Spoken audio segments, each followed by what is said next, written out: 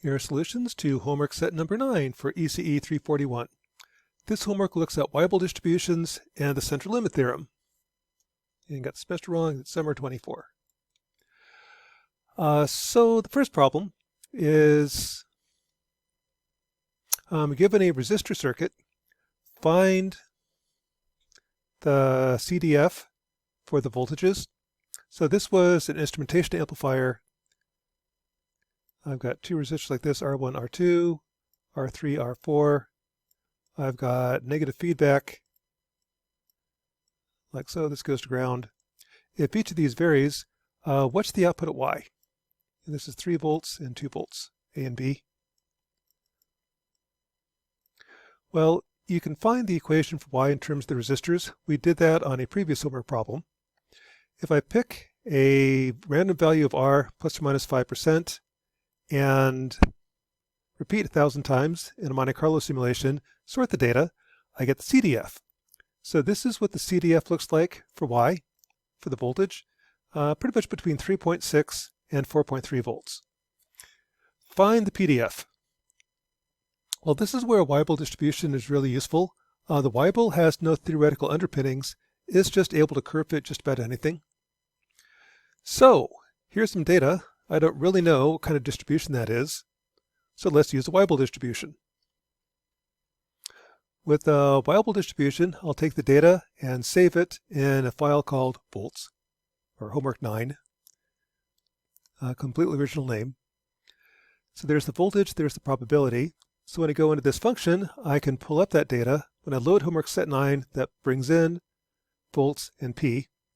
I'm going to guess the Weibull parameters K and lambda. The x0, I'll just make the minimum of x, and see how well it does. So here's kind of how that works. Back on problem number 1. Here's problem 1. I'm going to repeat 1,000 times, find 1,000 different values for the voltage at Y, and plot it. So with 1,000 points, it went from 3.7 to 4.3 volts.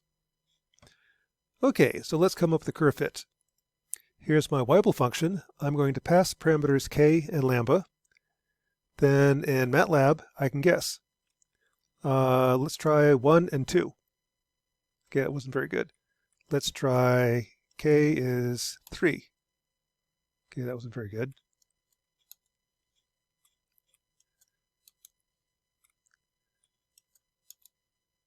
So I can kind of guess again, or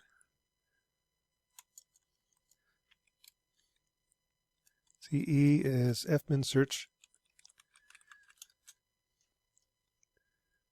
Let's bring this up so you can see it.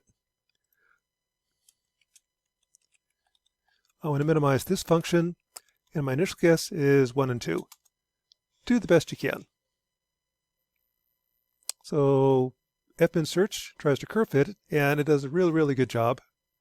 The red line is my Weibull curve fit. The blue line is my actual data. It says, here's a pretty good approximation. Here's K, there's lambda. So when you're done, you've got a curve fit. The beauty of a Weibull distribution is this is the CDF. That's just what I curve fitted with K and lambda. Once I know the CDF, I also know the PDF. Here's the PDF for Weibull distribution. Well, once I know K and lambda, I know the distribution. I also know x0, that's the minimum value of my data. So if I plot the two together, here's your PDF in blue, here's the CDF in red. That's pretty good approximation for the distribution of the voltage at Y for that voltage divider, found by a Weibull distribution. So that's kind of what a Weibull does. If you ever want to curve fit data and you have no idea what the distribution is, a Weibull distribution usually fits it pretty well. You might also think that, well, a normal distribution would also fit it pretty well, and it does, but that's a different problem. All right, so problem number 3, also known as number 5. We have the mystery 2 problems that I basically couldn't count. Anyway, the next problem. I want to know what happens when I roll 4 10-sided dice. Now, we looked at that before. If I roll 4 10-sided dice, I can find the PDF using convolution. I can find it using moment generating functions. I can use it with a Monte Carlo simulation. A lot of ways to get the answers. Those take a lot of work. Can I get basically the same answer using a normal approximation? So if you look at the result of rolling 4d10, it's going to have a nice bell-shaped curve. Well, that looks pretty much like the normal distribution. That's the central limit theorem. It's got a mean, it's got a standard deviation. A property of normal distributions is when you add normal distributions together, the mean adds and the variance adds. So if I take a 10-sided die right here, that's for a single 10-sided die. If I have 4 10-sided dice, the mean will scale by 4 times. The variance will scale by 4 times. Take the square root, there's the mean and standard deviation. So this will have a mean of 22, and the standard deviation is 5.7. From Monte Carlo simulation, I got pretty much the same results. Rolling the dice 100,000 times, finding the mean, finding the standard deviation. Pretty much gave me the same answer. This took 100,000 rolls, this took 0.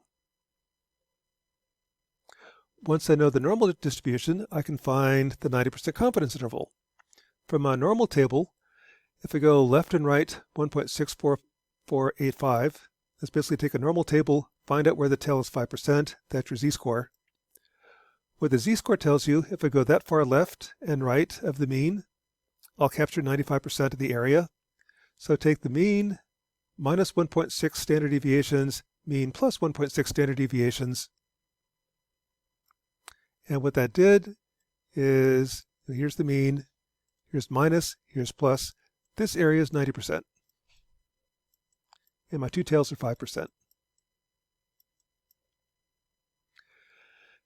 If I want to find out the probability that the sum will be more than 29.5, so here's 29.5. It really should be 30, but that's for integers. I'll take 29.5 since the normal distribution is continuous. Distance at 29.5 for the mean is 1.3 standard deviations. That's called the z-score. What the z-score does is if I plug that into StatTrack or a standard normal table, once I know the z-score of 0.095, correction, I know the z-score of 1.3, I can of course convert that to a probability. The tail is 9.5%. And if you compare to homework set number 4, where we did convolution, the actual answer is 8.5%. The difference in the two is I'm stuck with integers. I've got 28, 29, 30. When I roll dice, I'm going to get integers. The normal distribution is continuous, so I want to get 30 or more.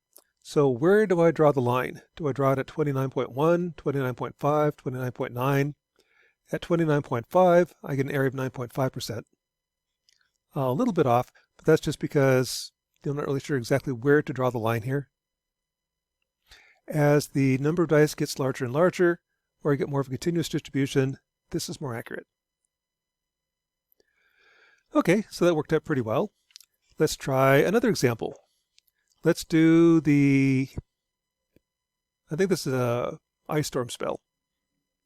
46 plus 2d8.